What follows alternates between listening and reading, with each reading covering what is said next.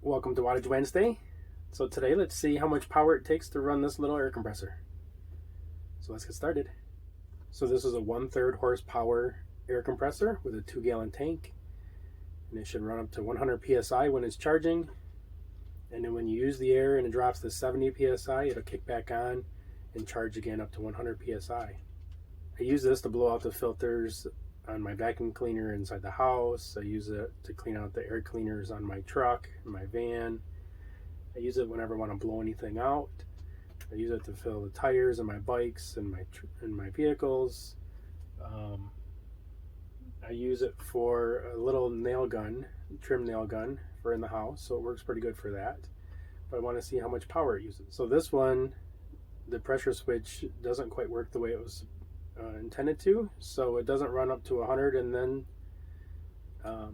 shut off. It runs up to 70 and then shuts off. So it doesn't run up to its full pressure, but for what I use it for, I don't need it to. So let's turn this on and watch the wattage as the pressure climbs.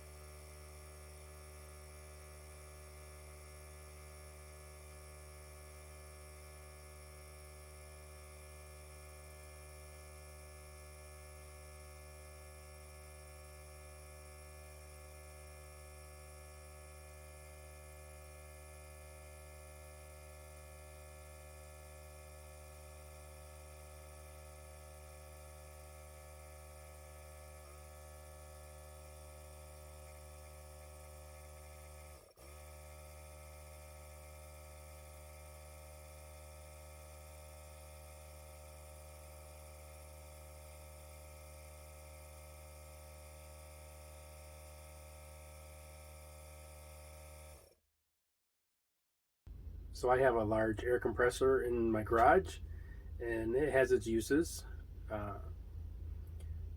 When I'm in the garage, I tend to use it for everything, but this little guy has its uses also.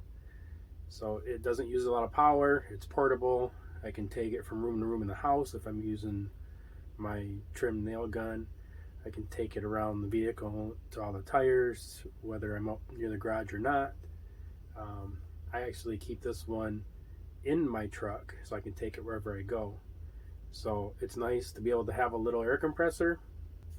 So in summary, it took 1 minute 40 seconds for this to go from 0 psi to 75 psi, and it ranged from 140 watts to 170 watts. It also looked like as I got to the higher pressure, it also started dropping. So if I was to run this for an entire hour non-stop, just had the air nozzle open, I'd be using max 170 watt hours. So that's going to be less than 1/4 of a kilowatt. So that would be less than 5 cents to run it. I probably wouldn't need to run this for that long. But if I wanted to fill a tire that was flat, I might have to fill it in 5-pound increments, let it catch up on pressure, but it's still doable. And for the amount of power that it uses, and it's not an expensive compressor. I think the one in my garage I spent like $1,500 for. Probably when I bought this one, it was less than $100. I think they're maybe $150 now. But the little guys have their advantages, and if you don't have a big air compressor, it'd still be nice to even get just a little air compressor. So The smaller ones don't cost as much to buy, and they don't cost as much to run. And they're not going to do as much stuff either, but not everybody needs to paint a car or put shingles on the roof. This probably wouldn't work for either one of those. But this is small enough. I could run that on my Bluetti. I would think the Bluetti would have enough power to run the air compressor long enough to fill up 4 tires on my car, blow out the air cleaner, blow out the filter on my vacuum, and I think it would still have some left. So that'll be one of my challenges in my Bluetti challenge when it gets warmer outside. If you like videos like this, click on this link up here to subscribe, and click this link down here to watch more videos. Have a good day.